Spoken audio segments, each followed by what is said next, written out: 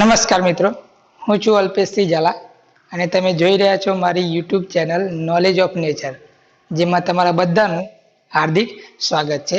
આજે હું તમારી સામે લઈને આવ્યો છું ચેપ્ટર 1નું 4th લેક્ચર, જેમાં આપણે જોવાના છીએ વિદ્યુત ભારનું પ્રેરણ. તો ચાલો આપણે સ્ટાર્ટ કરીએ. વિદ્યુત ભારનું પ્રેરણ.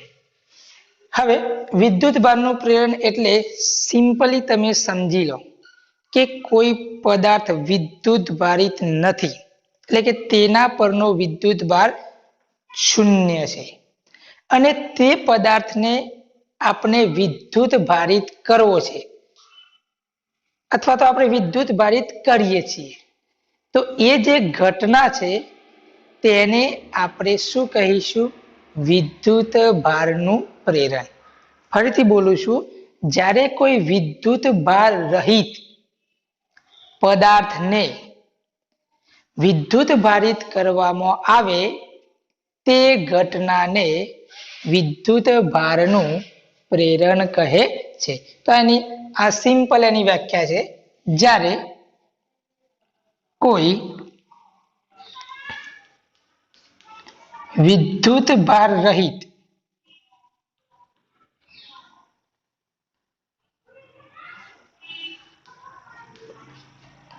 પદાર્થને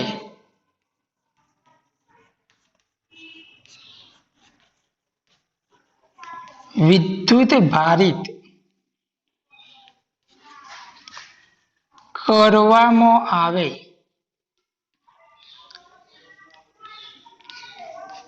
તે ઘટનાને વિદ્યુત ભારનું પ્રેરણ કહે છે.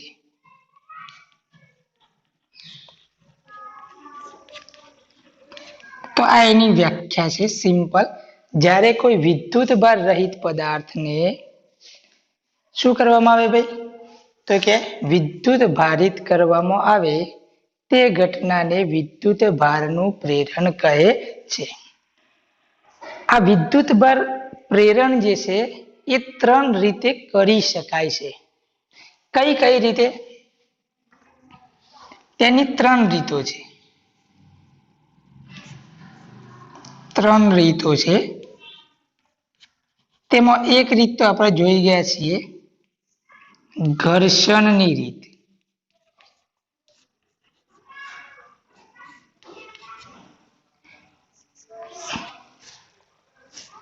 બીજું છે સંપર્કની રીત અને ત્રીજું સંપર્ક વગર.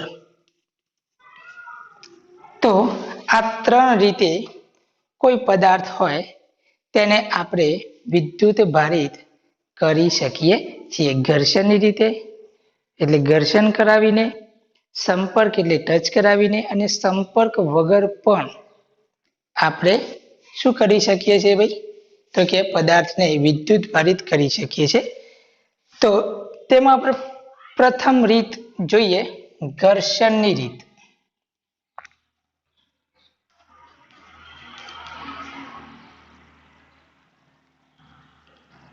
તો ઘર્ષણની રીતની અંદર આપણે શું કરીએ છીએ?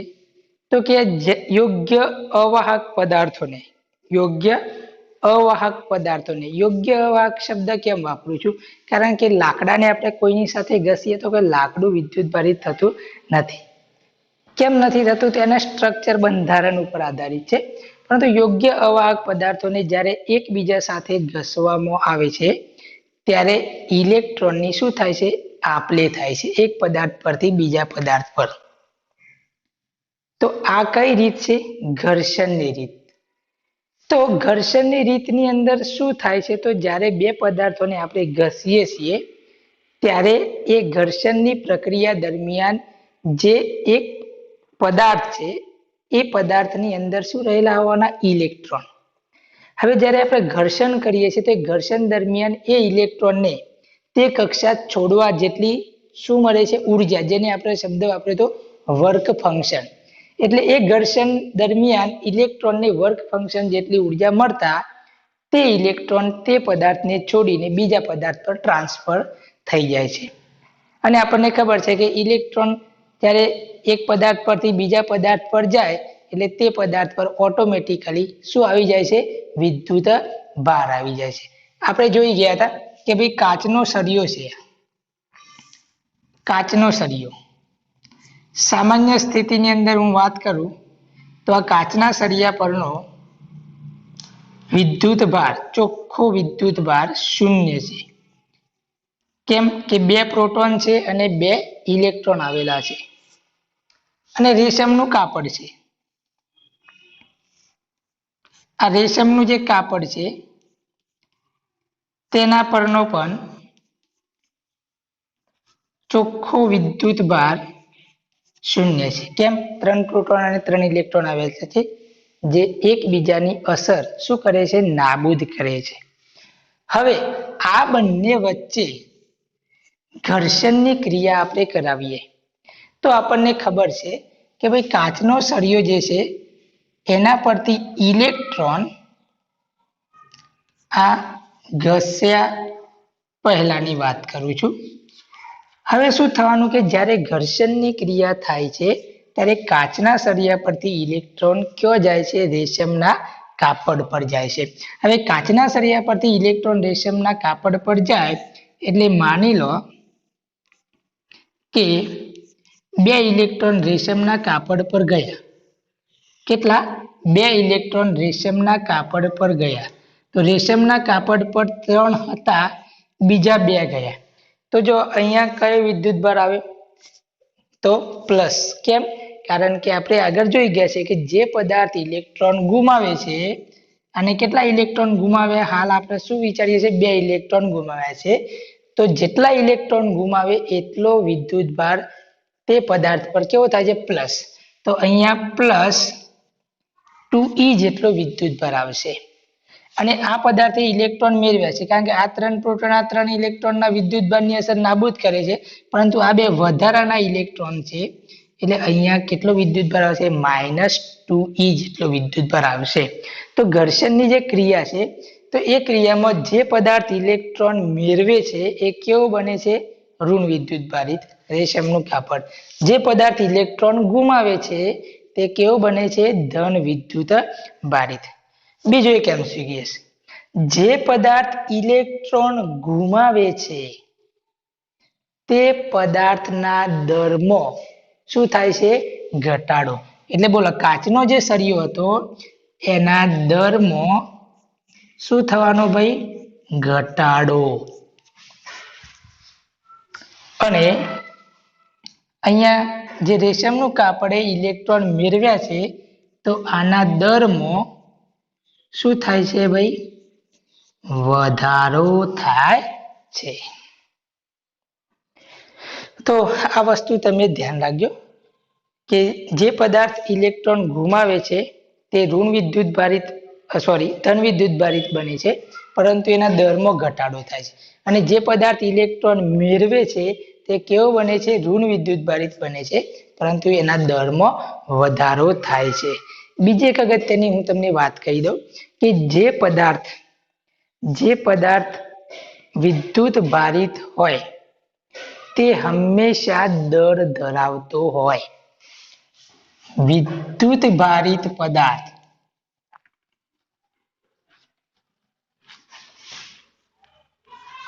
હંમેશા દળ ધરાવે, પરંતુ દળ ધરાવતો પદાર્થ હંમેશા વિદ્યુત ભારિત હોય તે જરૂરી નથી. શું કહું છું? વિદ્યુત ભારિત પદાર્થ હોય એ હંમેશા દળ ધરાવે. વિદ્યુત ભારિત પદાર્થની વાત કરીએ છીએ, પરંતુ દળ ધરાવતો પદાર્થ હંમેશા વિદ્યુત ભારિત હોય તે જરૂરી નથી. જો અહીંયા સિમ્પલ, આ કાચનો સળિયો છે, આ રેશમનું કાપડ છે, સામાન્ય સ્થિતિમાં રહેલા છે.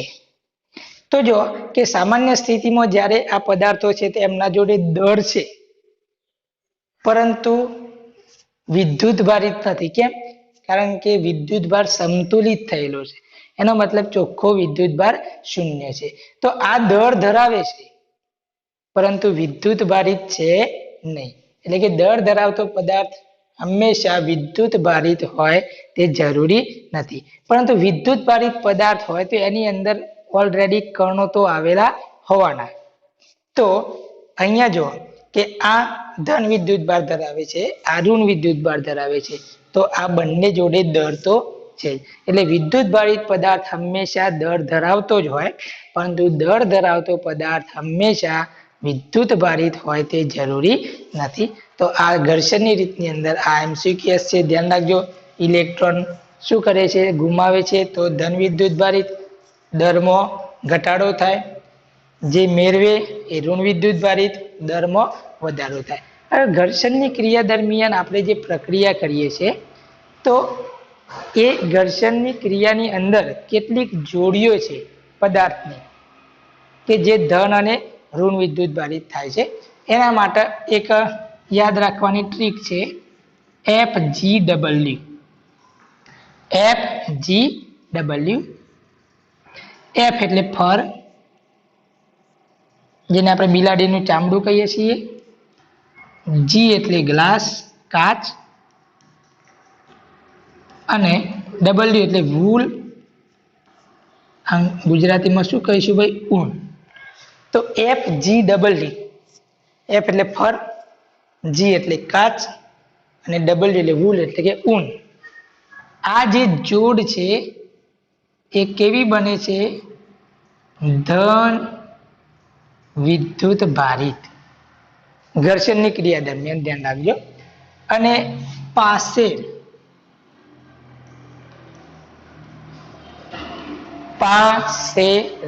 યાદ રાખવા માટેની ટ્રીક છે પાસેર. પા એટલે પ્લાસ્ટિક,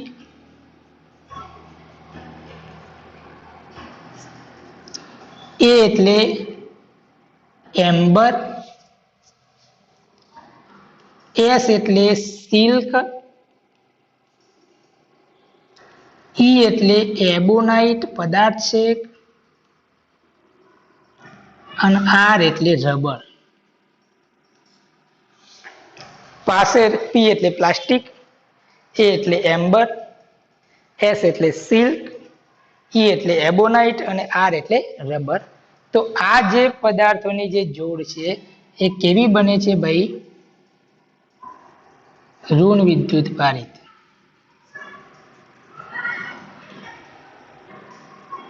તો યાદ રાખજો તમે, ઋણ વિદ્યુત ભારિત. એક અપવાદ છે અહીંયા, કે અહીંયા જે કાચ જે છે એને રેશમના કાપડ સાથે જ્યારે આપણે ઘસીએ છીએ ત્યારે કાચ ધન વિદ્યુત ભારિત બને છે, પરંતુ કાચને જ્યારે આપણે ઊન સાથે ઘસીએ છીએ ત્યારે ઊન ધન વિદ્યુત ભારિત બને છે અને કાચ ઋણ વિદ્યુત ભારિત. એટલે અહીંયા એક અપવાદ છે, ધ્યાન રાખજો. ઊન હંમેશા ધન વિદ્યુત ભારિત બને છે, પરંતુ કાચની અંદર જો રેશમના કાપડ સાથે ઘસો તો કાચ ધન છે, અને ઊન સાથે ઘસો તો કાચ ઋણ છે. એટલે કાચ અને ઊન માટેની જે જોડ છે એમાં જે કાચ જે છે એ કેવો બને છે? ઋણ. અને ઊન તો હંમેશા આ મુજબ ધન બનશે. તો ઘર્ષણની રીત જે છે તેની અંદર આટલી વસ્તુ તમે ધ્યાન રાખજો. સ્ક્રીનશોટ પાડી લેશો અથવા તો વિડીયોને પોઝ કરીને તમે લખી લેશો. હવે પ્રેરણની બીજી રીત છે ભૌતિક સંપર્કની રીત અથવા સંપર્કની રીત. ભૌતિક સંપર્ક એટલે કે બે પદાર્થોને આપણે એકબીજા સાથે ટચ કરાવવાના છે. હવે કેવા પદાર્થોને આપણે ટચ કરાવવાના છે? તો જો કે અહીંયા આ એક ગોળો છે, આ એક ગોળો છે. હવે આ ગોળો વિદ્યુત ભારિત છે. કેવો છે ભાઈ? વિદ્યુત ભારિત છે. અહીંયા વિદ્યુત ભારિત દર્શાવે છે, જો વિદ્યુત ભારિત દર્શાવે છે. હવે આ વિદ્યુત ભારિત ગોળો છે, અહીંયા હું ઇલેક્ટ્રોન નથી દર્શાવ્યો એટલે તમારે એવું સમજવાનું કે આ ધન વિદ્યુત ભારિત ગોળો છે. ઓકે, આના પરનો ચાર્જ આપણે માની લો કે પ્લસ ક્યુ જેટલો વિદ્યુત ભાર છે, એટલે આ વિદ્યુત ભારિત ગોળો છે.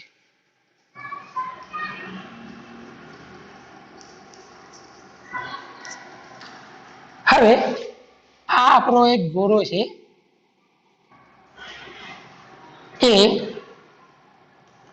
વિદ્યુત ભાર રહિત છે. વિદ્યુત ભાર રહિત છે એનો મતલબ એવો નથી માનવાનો કે એનામાં ઇલેક્ટ્રોન પ્રોટોન નથી, પરંતુ એ ગોળો જે છે તેની અંદર જેટલી સંખ્યાના ઇલેક્ટ્રોન આવેલા છે એટલી જ સંખ્યાના પ્રોટોન પણ આવેલા છે, જેના કારણે વિદ્યુત ભારોની જે અસર છે એ કેવી થાય છે, નાબૂદ અને સમતોલિત થાય છે. એટલે આપણે કહીશું કે વિદ્યુત ભાર રહિત છે એટલે કે માની લો કે એની અંદર 5 પ્રોટોન આવેલા છે તો કે 5 ઇલેક્ટ્રોન પણ આવેલા છે. હવે આ વિદ્યુત ભાર રહિત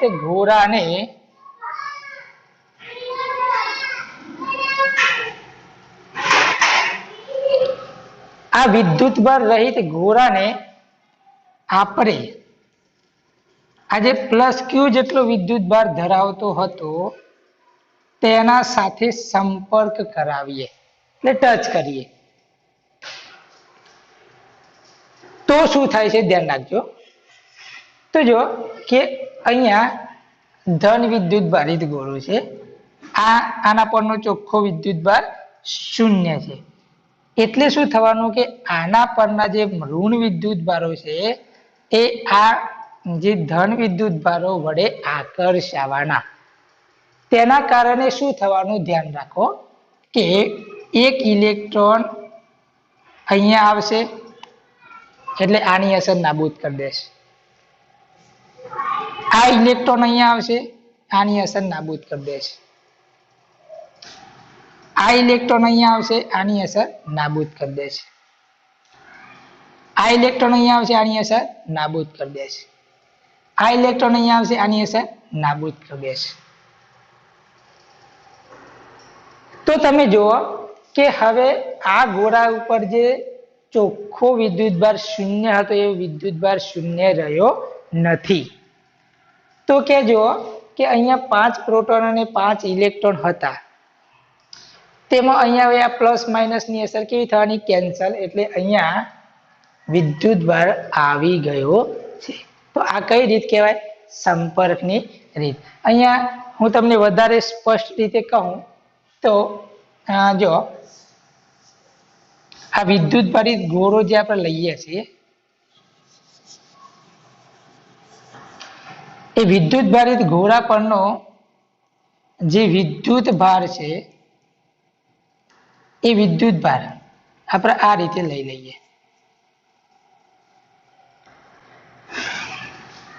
ઓકે, કેટલા પ્રોટોન કેટલા ઇલેક્ટ્રોન આવેલા છે આપણને ખબર છે નહીં. હવે આ વિદ્યુત ભાર રહિત ગોળાનો અહીંયા આપણે સંપર્ક કરાવ્યો, તો હું તમને શું કીધું કે આ વિદ્યુત ભાર રહિત ગોળો છે એનો મતલબ એવો નથી કે એના પાસે ઇલેક્ટ્રોન કે પ્રોટોન નથી, પરંતુ જેટલી સંખ્યાના ઇલેક્ટ્રોન છે એટલી સંખ્યાના પ્રોટોન પણ આવેલા છે. તો એના કારણે શું થાય છે કે આ જે વિદ્યુત ભાર રહિત ગોળા પરના જે ઇલેક્ટ્રોન હતા એ ક્યાં જાય છે, વિદ્યુત ભારિત ગોળા પર જાય છે, અને વિદ્યુત ભારિત ગોળા પર જાય છે એના કારણે શું થાય છે, તો જુઓ કે અહીંયા જે ઇલેક્ટ્રોન છે આ વિદ્યુત ભારિત ગોળા પર જવાના, એટલે એના કારણે આ જે વિદ્યુત ભાર હતા એ વિદ્યુત ભારની અસર કેવી થવાની, નાબૂદ થવાની. કેવી થવાની ભાઈ, નાબૂદ. હવે જો નાબૂદ થયા પછી શું થાય છે, તો તમે જુઓ કે અહીંયા આપણે વધારે સ્પષ્ટ રીતે 6 ઇલેક્ટ્રોન છે અને 6 પ્રોટોન છે માની લો. તો જો એમાંથી કેટલા ભાઈ, તો કે 4 ઇલેક્ટ્રોન આવેલા, એટલે આ 4 જે પ્લસ વિદ્યુત ભાર હતા એની અસર નાબૂદ થઈ ગઈ. હવે તમે જુઓ કે અહીંયા 1 2 3 4 અને 5, તો અહીંયા 1 2 3 4 અને 5, તો વિદ્યુત ભાર જે છે એ વિદ્યુત ભાર આ ગોળા પર નહોતો એ વિદ્યુતભાર હવે આવી ગયો. તો આ રીત છે સંપર્કની રીત. બીજું તમારે અહીંયા એક વાત ખાસ યાદ રાખવાની છે કે જે સંપર્કની રીત છે એ સંપર્કની રીતમાં જે વિદ્યુત ભારિત ગોળો હોય એમાં એક ખાસ કન્ડિશન છે. આપણે જે બે ગોળાઓનો ભૌતિક સંપર્ક કરાવીએ છીએ, આ વિદ્યુત ભારિત ગોળો છે, આ વિદ્યુત ભાર રહિત ગોળો છે, તો એ બે પદાર્થો સમાન હોય. કેવા હોય? સમાન. સમાન એટલે કેવા? તો કે એ બંને ગોળાઓની ત્રિજ્યા કેવી હોય? સમાન. એના પરિમાણ સમાન હોય. તો શું થશે કે જ્યારે વિદ્યુત ભાર રહિત ગોળાને વિદ્યુત ભારિત ગોળા સાથે સંપર્ક કરાવીએ છીએ અને ત્યારબાદ છૂટા પાડીએ છીએ ત્યારે શું થાય છે કે બંને ગોળા પર જે વિદ્યુત ભાર હતો એ વિદ્યુત ભારોની વહેંચણી થાય છે. હવે વિદ્યુત ભારોની વહેંચણી કેવી રીતે થવાની? તો જો બંને ગોળાના પરિમાણ સમાન હોય તો બંને ગોળા પર વિદ્યુત ભારની વહેંચણી સમાન રીતે થાય. એટલે કે આ ગોળા પર જે પ્લસ ક્યુ વિદ્યુત ભાર હતો, હવે આ વિદ્યુત ભારની વહેંચણી થવાની એટલે આ ગોળા પર વિદ્યુત ભાર અડધો થવાનો, Q/2. પરંતુ કન્ડિશન કઈ છે કે બંને ગોળાના પરિમાણ સમાન હોવા જોઈએ. તો જો બંને ગોળાના પરિમાણ સમાન હોય તો જ્યારે એક વિદ્યુત ભારિત અને વિદ્યુત ભાર રહિત બંને ગોળાઓનો આપણે ટચ કરાવીએ છીએ ત્યારે બંને ગોળા પર વિદ્યુત ભાર અડધો અડધો વહેંચાઈ જાય છે. હવે તમને એવું ના કીધું હોય કે બંને ગોળાઓને ટચ કરાવવામાં આવે છે, સંપર્ક કરાવવામાં આવે છે, પરંતુ તમને એવું પણ કીધું હોય કે આ એક વિદ્યુત ભારિત ગોળો છે જેની ત્રિજ્યા r છે અને બીજો વિદ્યુત ભાર રહિત ગોળો છે એની ત્રિજ્યા પણ r જ છે, પરંતુ આને સંપર્ક કરાવતા નથી. પરંતુ આપણે આ બંને ગોળાઓને વાહક તાર વડે જોડી દઈએ. કોના વડે? વાહક તાર વડે. તો વસ્તુ એની જ છે, કારણ કે વાહક તાર જે છે એ પોતાનામાંથી વિદ્યુત ભારનું વહન થવા દે છે. તો અહીંયા સંપર્ક એટલે ટચ કરાવીએ અથવા તો બંને ગોળાઓને એકબીજાથી વાહક તાર વડે જોડીએ, બંને સેમ જ છે. તો તમે વાહક તાર વડે જોડો તો પણ જો બંને ગોળાઓની ત્રિજ્યા સમાન હશે તો બંને ગોળા પરનો વિદ્યુત ભાર સંપર્ક કરાવ્યા પછી કેટલો થઈ જશે? ભાઈ અડધો અડધો વહેંચાઈ જશે. માની લો કે આ ગોળા ઉપર +8 કુલમ વિદ્યુત ભાર છે. આટલો બધો ના હોય, કારણ કે આપણે આગળ વાત કરી ગયા છે કે ભાઈ કુલમ જે વિદ્યુત ભાર છે વ્યવહારમાં ખૂબ જ મોટો એકમ છે. એટલે આપણે માઇક્રો કુલમ કે મિલી કુલમ સાથે વાત કરવાની હોય તો ચલો આપણે માઇક્રો કુલમ લઈ લઈએ. 8 માઇક્રો કુલમ વિદ્યુત ભાર છે અને આ ગોળા પરનો વિદ્યુત ભાર 0 છે. આ ત્રિજ્યા છે માની લો કે 2 સેન્ટીમીટર છે, આની પણ 2 સેન્ટીમીટર છે. એટલે તમને કીધું હોય કે ભાઈ એક +8 માઇક્રો કુલમ વિદ્યુત ભાર ધરાવતો અને 2 સેન્ટીમીટર ત્રિજ્યા ધરાવતા વિદ્યુત ભારિત ગોળાને તેટલી ત્રિજ્યા ધરાવતા વિદ્યુત ભાર રહિત ગોળા સાથે સંપર્ક કરાવતા અને સંપર્ક બાદ વિદ્યુત ભાર રહિત ગોળા પર કેટલો વિદ્યુત ભાર આવશે? તો તમે સિમ્પલી કહી શકો છો કે ભાઈ વિદ્યુત ભાર અડધો થાય એટલે 8 માઇક્રો કુલમ હતો તો 8/2 કેટલો થઈ જશે? 4 માઇક્રો કુલમ. કેટલો થઈ જશે? 4 માઇક્રો કુલમ. કન્ડિશન છે ત્રિજ્યા સમાન હોય તો આ રીતે વહેંચાશે. પરંતુ એવું જરૂરી નથી કે આપણે જે ગોળાઓનો સંપર્ક કરાવીએ તે બંનેની ત્રિજ્યા સમાન હોય. તો પછી તેવી કન્ડિશનમાં આપણે જે ગોળો વિદ્યુત ભારિત થાય છે, જે વિદ્યુત ભાર રહિત હતો તેના પરનો આપણે વિદ્યુત ભાર ગણવો છે, એટલે કે એ ગોળો કેટલો વિદ્યુત ભારિત થયો એ ગણવો છે. તો પછી એના માટે આપણે એક સૂત્ર યાદ રાખવાનું છે કે એ સૂત્રની જે સાબિતી છે એ આપણે સ્થિત વિદ્યુત સ્થિતિમાન અને કેપેસિટન્સ વાળા ચેપ્ટરમાં આવે છે, એટલે આપણે એ સૂત્રની સાબિતી નહીં આપીએ, પણ જો બે ગોળાઓની ત્રિજ્યા અલગ અલગ હોય તો એ ગોળાઓ પરનો વિદ્યુતભાર કેવી રીતે શોધવો એના માટેનું એક સૂત્ર છે. એના માટે ધ્યાન આપો કે અહીંયા આ બે ગોળાઓ છે, આ ગોળા પરનો વિદ્યુતભાર Q1 છે, આ ગોળા પરનો વિદ્યુતભાર Q2 છે. એવું જરૂરી નથી, ધ્યાન રાખજો કે આ વિદ્યુતભાર રહિત ગોળો હોય અને સંપર્ક કરાવીએ તો જ વિદ્યુતભારની વહેંચણી થાય. માની લો કે શરૂઆતમાં થોડો ઘણો વિદ્યુતભાર ધરાવે છે, એ માની લો કે આ જે ગોળો છે એ પ્લસ 1 માઇક્રોકુલમ વિદ્યુતભાર ધરાવે છે. હવે આને તમે સંપર્ક કરાવ્યો અને સંપર્ક બાદ જ્યારે છૂટા પાડશો તો શું થવાનું? તો 8 માઇક્રોકુલમ વત્તા 1 માઇક્રોકુલમ વિદ્યુતભારોનો બૈજિક સરવાળો થાય એટલે કેટલું થાય? 9 માઇક્રોકુલમ. હવે જ્યારે એને સંપર્ક કરાવીને જ્યારે આપણે શું કરીએ છીએ? છૂટા પાડીએ છીએ તો વિદ્યુતભાર અડધો થશે. અડધો એટલે કેટલો? તો 9 ભાગ્યા 2, 9 ભાગ્યા 2. તો આ રીતે છે. એટલે એવું જરૂરી નથી કે આપણે જે ગોળો છે એ વિદ્યુતભાર રહિત ગોળાનો સંપર્ક કરાવીએ તો જ વિદ્યુતભાર વહેંચાય. પરંતુ અહીંયા જે આપણે બે ગોળા લીધા છે એ બે ગોળા પરનો આપણે ટોટલ વિદ્યુતભાર ગણતરીમાં લેવાનો. હવે અહીંયા Q1 વિદ્યુતભાર છે, અહીંયા Q2 વિદ્યુતભાર છે. આની ત્રિજ્યા R1 છે, આની ત્રિજ્યા R2 છે. હવે આ બે ગોળાઓનો આપણે શું કરાવીએ છીએ ભાઈ? ભૌતિક સંપર્ક. ભૌતિક સંપર્ક એટલે કોઈ તો ટચ કરીએ, કોઈ તો વાહક તાર વડે જોડીએ. હું વાહક તાર વડે જોડી દઉં છું અને પછી આ વાહક તારને દૂર કરી દઈએ એટલે કે ભૌતિક સંપર્ક છોડી દીધો. તો આ બંને ગોળા ઉપર વિદ્યુતભાર કેટલો વહેંચાશે? તો જુઓ કે એના માટેનું એક સૂત્ર છે. એક મિનિટ, અહીંયા જે આપણો Q1 વિદ્યુતભાર છે એ આપણને ખ્યાલ નથી કેટલો વિદ્યુતભાર છે, પરંતુ અહીંયા સંપર્ક કરાવ્યા પછીની વાત કરીએ. સંપર્ક કરાવ્યા પછી હાલ હું એવું કહી દઉં કે બંને ગોળા ઉપરનો કુલ વિદ્યુતભાર Q જેટલો હતો. કેટલો હતો? Q જેટલો. અને બંને ગોળા પરનો Q જેટલો વિદ્યુતભાર કઈ રીતે? તો માની લો કે આની જ વાત કરો કે 8 માઇક્રોકુલમ છે અને આ +1 માઇક્રોકુલમ છે. તો કુલ વિદ્યુતભાર Q એટલે 8 વત્તા 1, 9 માઇક્રોકુલમ.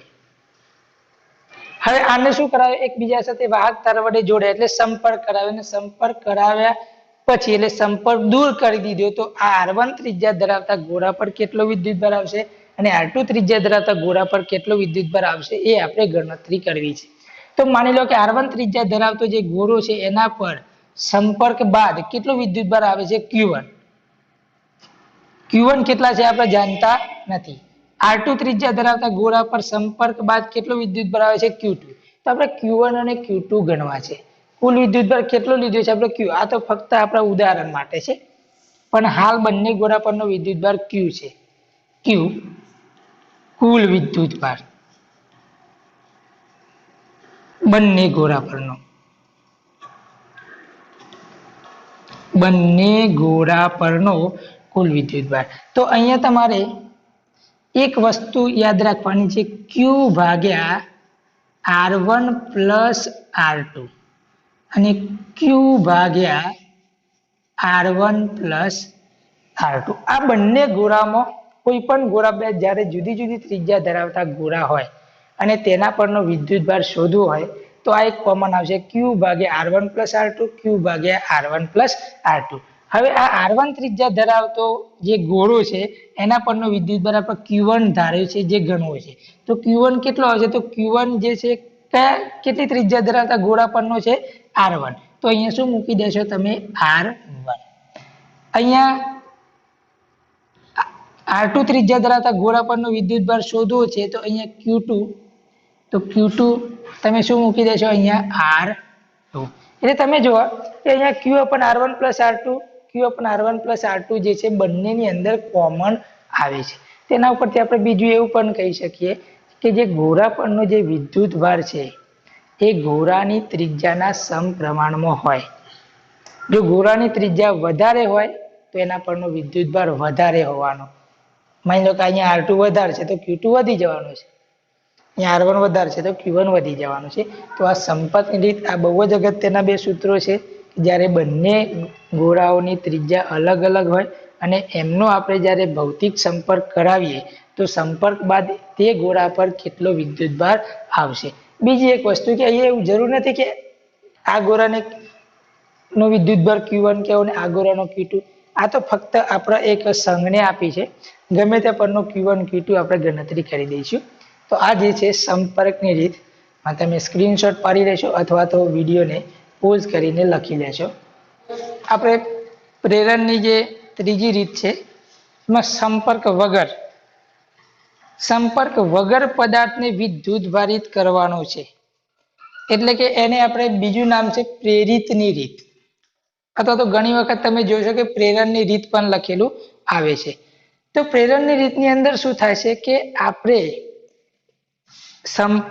સંપર્કની રીતની અંદર શું કર્યું કે ભાઈ એક વિદ્યુતભારિત પદાર્થ છે અને બીજો વિદ્યુતભાર રહિત પદાર્થ છે. તો વિદ્યુતભાર રહિત પદાર્થને આપણે જો વિદ્યુતભારિત કરવો હોય તો આપણે શું કર્યું કે પેલો જે વિદ્યુતભાર રહિત ગોળો હતો તેનો વિદ્યુતભારિત ગોળા સાથે સંપર્ક કરાવ્યો. પરંતુ આ રીતની અંદર આપણે કોઈ પણ પ્રકારના સંપર્ક વગર આપણે પદાર્થને વિદ્યુતભારિત કરવો છે. તો આના માટે આપણે શું કરીએ છીએ કે જો અહીંયા આ બે વાહક ગોળાઓ છે, આ બે વાહક ગોળાઓ છે.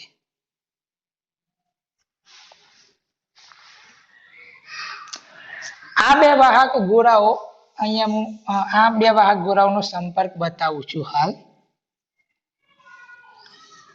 સમાન ગોળાઓ છે. આ ગોળો A છે, આ ગોળો B છે.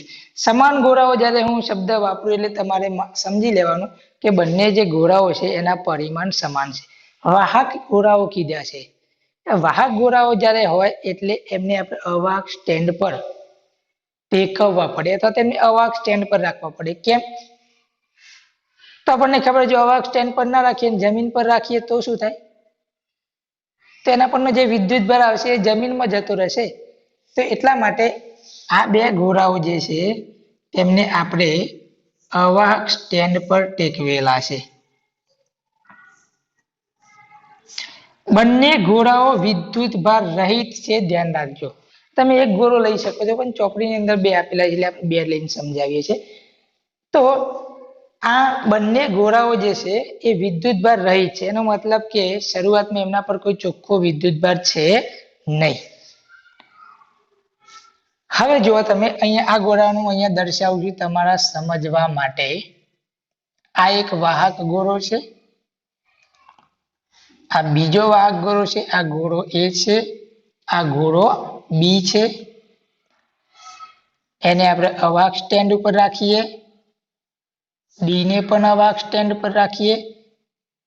હવે જો કે અહીંયા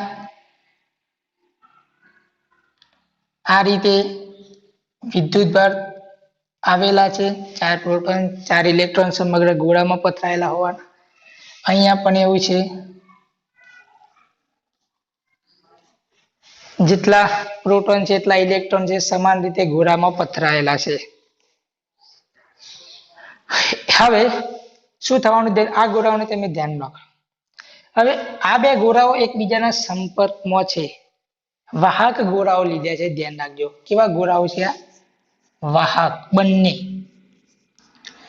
હવે આ વાહક ગોળાઓ છે એટલે જ્યારે આપણે ટચ કરાવીશું ને એટલે આમાંથી ઇલેક્ટ્રોન આમાં જઈ શકે છે, આમાંથી ઇલેક્ટ્રોન આમાં જઈ શકવાના. કારણ કે વાહક છે એ વિદ્યુતભારને ગતિ કરવાની પરવાનગી આપે છે. હવે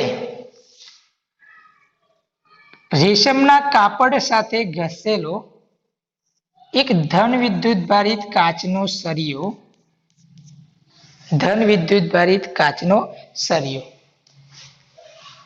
આ કાચનો સળિયો છે. કોના સાથે ઘસેલો છે? રેશમના કાપડ સાથે ઘસેલો આ ધન વિદ્યુતભારિત સળિયો છે. હવે આ સળિયાને આપણે આ બે ગોળાઓની નજીક લાવ્યા. આ નજીક છે. સંપર્ક કરાવ્યો નથી, ધ્યાન રાખજો. શબ્દ વાપરું છું, નજીક લાવ્યા છીએ આપણે. તો એ અને બી ગોળાઓ જે છે એની નજીક આ કાચનો સળિયો આપણે લાવીએ છીએ તો શું થવાનું એકચ્યુઅલી? તો કાચના સળિયા પર કેવું વિદ્યુતભાર છે? ધન વિદ્યુતભાર. આપણને ખબર છે કે ધન અને ઋણ વચ્ચે શું થાય? આકર્ષણ.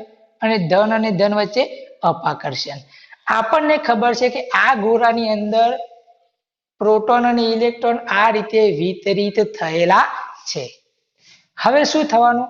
તો અહીંયા જ્યારે આપણે આ કાચનો સળિયો ધન વિદ્યુતભારિત કાચનો સળિયો આની નજીક લાવ્યા છીએ એટલે આ બી ગોળો અને આ એ ગોળામાં જે ઇલેક્ટ્રોન છે એ ઇલેક્ટ્રોન કેવો વિદ્યુતભાર ધરાવે છે? ઋણ. આ કેવો વિદ્યુતભાર છે? ધન. તો શું થવાનું કે આ ગોળા એ જે છે આ ગોળા એની આ સળિયા પાસેની જે સપાટી છે એ સપાટી પર ઋણ વિદ્યુતભારો આવવાના. કેવી રીતે ઋણ વિદ્યુતભારો આવ્યા ભાઈ? બી થી છે કે અહીંયા આવી ગયા? આવી જાય. કેમ? કારણ કે કેવા ગોળાઓ લીધા છે આપણે? વાહક. વાહક તો વિદ્યુતભારને ગતિ કરવાની પરવાનગી આપે છે. તો અહીંયા ધન અને ઋણ વચ્ચે શું થયું? આકર્ષણ. તેથી અહીંયા જે ઇલેક્ટ્રોન હતા એ ઇલેક્ટ્રોન આ કાચના સળિયાની નજીક આ ગોળા એની સપાટી પાસે આવી ગયા. હવે જો કે અહીંયાથી ઇલેક્ટ્રોન આવે એટલે જે જગ્યાએથી ઇલેક્ટ્રોન જાય તે જગ્યાએ કયો વિદ્યુતભાર ખુલ્લો થાય ભાઈ? ધન વિદ્યુતભાર ખુલ્લો થાય. એટલે આ સળિયાની દૂરની તરફ એટલે બી જે સપાટી છે એ સપાટી પાસે કયો વિદ્યુતભાર આવવાનો ભાઈ? ધન વિદ્યુતભાર. કેમ? કારણ કે ઇલેક્ટ્રોન અહીંયાથી અહીંયા આવી ગયા એટલે સ્પષ્ટ છે. હું તમને શું કહું છું કે જ્યાંથી ઇલેક્ટ્રોન જાય તો કયો વિદ્યુતભાર ખુલ્લો થાય? ધન વિદ્યુતભાર. અહીંયા માની લો કે કોઈ એક પ્લેટ છે, બે ઇલેક્ટ્રોન છે, બે પ્રોટોન છે. ચલો ઇલેક્ટ્રોન બહાર નીકળી ગયો, ઇલેક્ટ્રોન બહાર નીકળી ગયો તો કયો વિદ્યુતભાર દેખાયો તમને? ધન. તો અહીંયા પણ એવું છે કે ઇલેક્ટ્રોન જે જગ્યાએથી જાય તે જગ્યાએ કયો વિદ્યુતભાર ખુલ્લો થવાનો? ધન વિદ્યુતભાર. તો જો તો અહીંયા આ એ ગોળો જે છે એની સળિયાની નજીકની સપાટી પર ઇલેક્ટ્રોન આવ્યા. બી ગોળો છે એની સપાટી પર આ સળિયાથી દૂરની સપાટી પર શું આવ્યા? પ્રોટોન. એટલે કે ધન વિદ્યુતભાર ખુલ્લો થયો. પ્રોટોન આવે એવો શબ્દ આપણે નહીં વાપરીએ, પરંતુ ધન વિદ્યુતભાર ખુલ્લો થયો. અહીંયા ઋણ વિદ્યુતભાર આવે. હવે તમને પ્રશ્ન થાય કે સર ઋણ વિદ્યુતભાર વચ્ચે તમે કીધું છે હમણાં કે અપાકર્ષણ થાય, તો અહીંયા ઇલેક્ટ્રોન આવ્યા તો આ ઇલેક્ટ્રોન વચ્ચે અપાકર્ષણ નહીં થાય? તો અપાકર્ષણ થવાનું. તો પછી આ કેવી રીતે અહીંયા સપાટી પાસે આવશે? તો ધ્યાન રાખો કે ધન અને ઋણ વચ્ચે જે આકર્ષણ બળ લાગે છે એ આકર્ષણ બળનું મૂલ્ય માની લો કે 100 ન્યૂટન છે. અહીંયા કાચના સળિયા પરનો જે ધન વિદ્યુતભાર છે અને ઇલેક્ટ્રોન જે છે એ ધન અને ઋણ વચ્ચે કયું બળ લાગે છે? આકર્ષણ બળ. આ આકર્ષણ બળનું મૂલ્ય કેટલું છે? 100 ન્યૂટન. હવે ઇલેક્ટ્રોન આવતા જવાના એટલે એ સપાટી જે છે આ ઇલેક્ટ્રોન આવતા જવાના. અહીંયા ધન વિદ્યુતભાર ખુલ્લો થતો જવાનો. હવે ઇલેક્ટ્રોન ક્યાં સુધી આવશે? તો ધ્યાન રાખો. આપણને ખબર છે કે જેમ ઇલેક્ટ્રોન વધારે આવવાના એમ પેલું અપાકર્ષણ બળનું મૂલ્ય શું થવાનું? વધવાનું. તો માની લો કે શરૂઆતમાં 3 ઇલેક્ટ્રોન આવ્યા ત્યારે અપાકર્ષણ બળનું મૂલ્ય 30 ન્યૂટન હતું, પણ આકર્ષણ બળનું મૂલ્ય કેટલું છે? 100 ન્યૂટન. તો ભલે આ 30 ન્યૂટન છે પણ આ મૂલ્ય વધારે છે એટલે આ અને આની વચ્ચે જે આકર્ષણ બળ લાગે છે એ આકર્ષણ બળનું મૂલ્ય વધવાનું, પરિણામી બળ વધવાનું, એટલે સપાટી પર રહેવાના. હવે ઇલેક્ટ્રોન આવતા જવાના આપણને ખબર છે. ઇલેક્ટ્રોન આવતા જવાના. તો જ્યારે આ એટલા ઇલેક્ટ્રોન આવી જવાના કે આ ઇલેક્ટ્રોન વચ્ચે પણ જે અપાકર્ષણ બળ લાગે છે એ અપાકર્ષણ બળનું મૂલ્ય પણ 100 ન્યૂટન થશે ત્યાં સુધી. પછી શું થવાનું કે 100 ન્યૂટન અપાકર્ષણ બળ, 100 ન્યૂટન આકર્ષણ બળ એટલે પરિણામી બળ 0 થઈ જાય. હવે ઇલેક્ટ્રોન અહીંયા જે આ સપાટી પર આવતા હતા એ આવવાના બંધ થઈ જવાના. હવે આપણે શું કરીએ છીએ કે ઇલેક્ટ્રોન આબોજ આવી ગયા છે એટલે ઋણ વિદ્યુત ભાર આબોજ ખુલ્લો થઈ ગયો, ધન વિદ્યુત ભાર આબોજ ખુલ્લો થઈ ગયો. હવે આ ગોળાઓને જે શરૂઆતમાં આપણે સંપર્કમાં રાખ્યા હતા ને એ સંપર્ક હવે દૂર કરાવી દઈએ. એટલે કે આ બે ગોળાઓને આપણે હવે અલગ કરી દઈએ છીએ.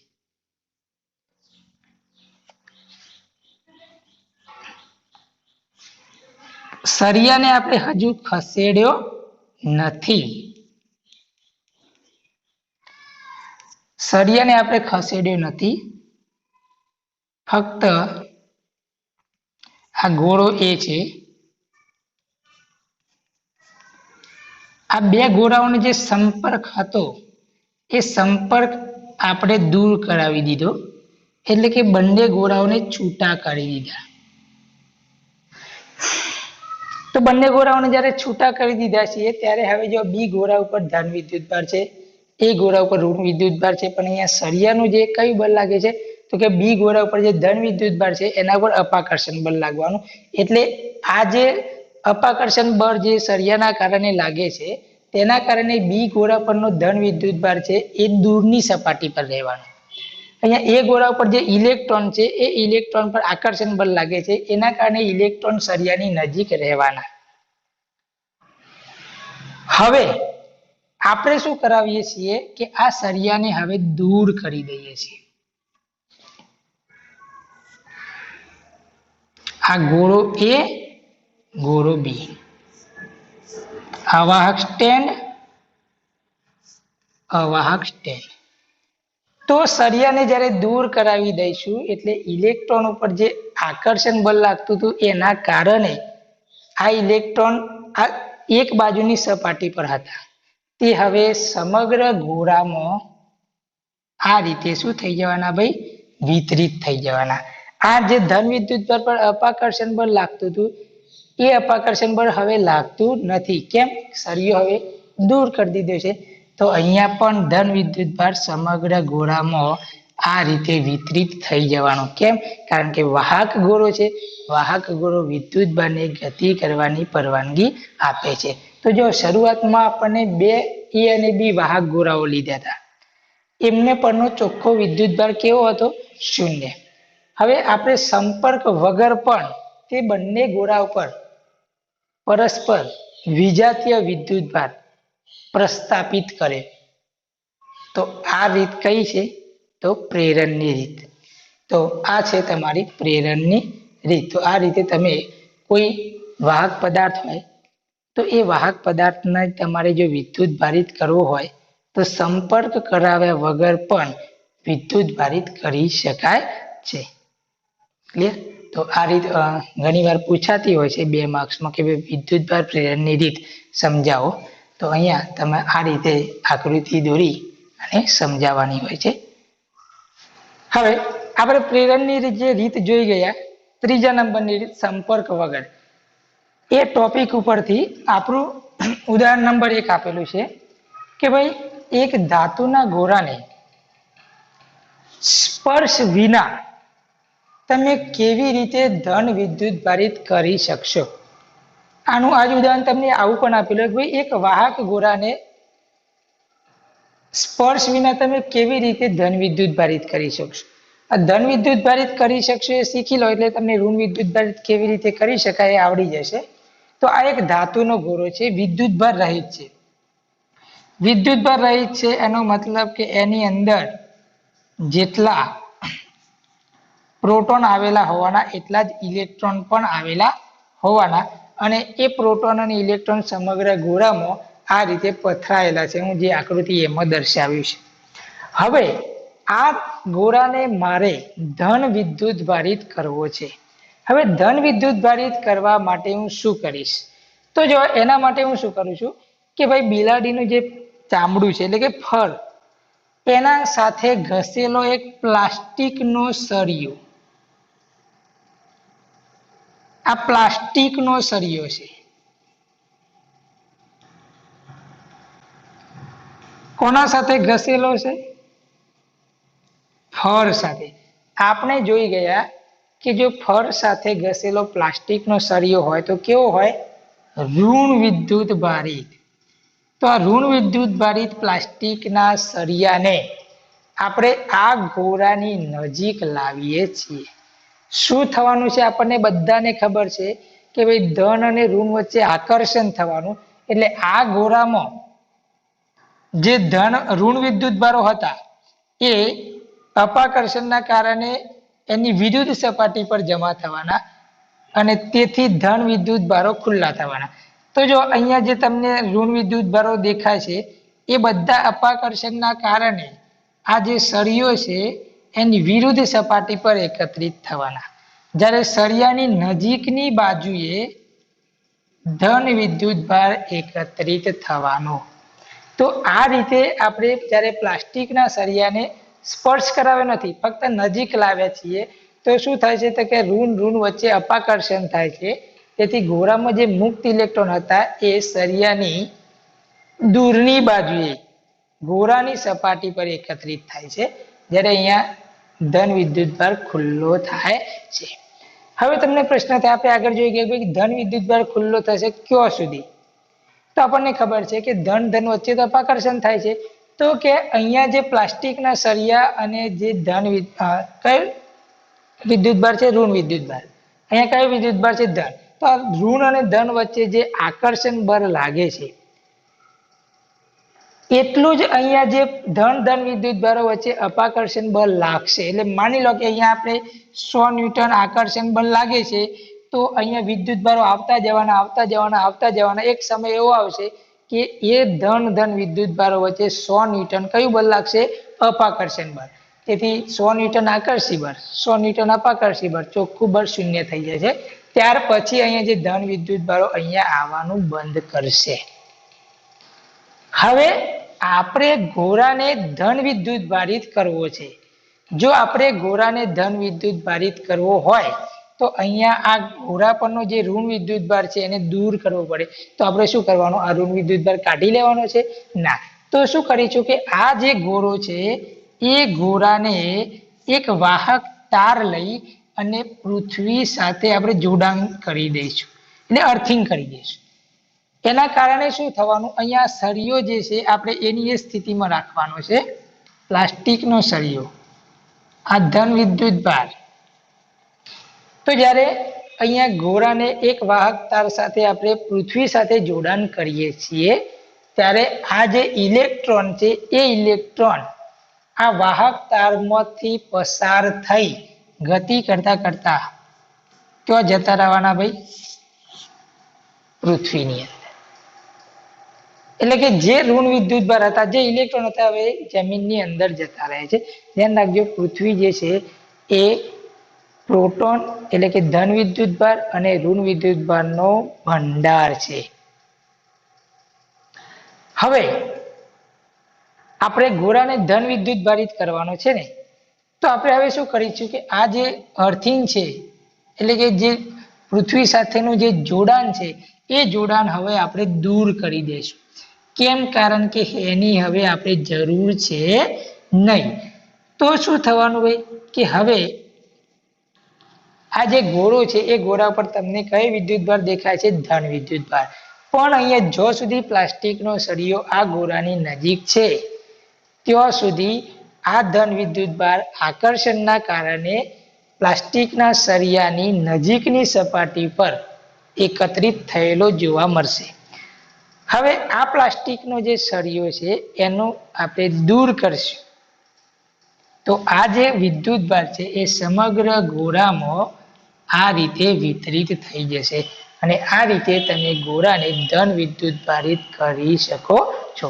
એ રીતે જો તમને કીધું હોય કે એક ધાતુના ગોળાને સ્પર્શ વિના ઋણ વિદ્યુત ભારિત કેવી રીતે કરશો, તો ઋણ વિદ્યુત ભારિત તમારે જો કરવો હોય તો તમે શું કરશો કે જે પ્લાસ્ટિકનો જે સળિયો લીધો છે તેની જગ્યાએ તમારે કયો સળિયો લેવો પડશે? કાચનો સળિયો. જો તમે કાચનો સળિયો લેશો તો કાચના સળિયો કોના સાથે ઘસેલો લેવાનો ભાઈ? રેશમના કાપડ સાથે. તો જ ધન વિદ્યુત ભાર મેળવવાનો ને, કાચનો સળિયો. તો શું થવાનું કે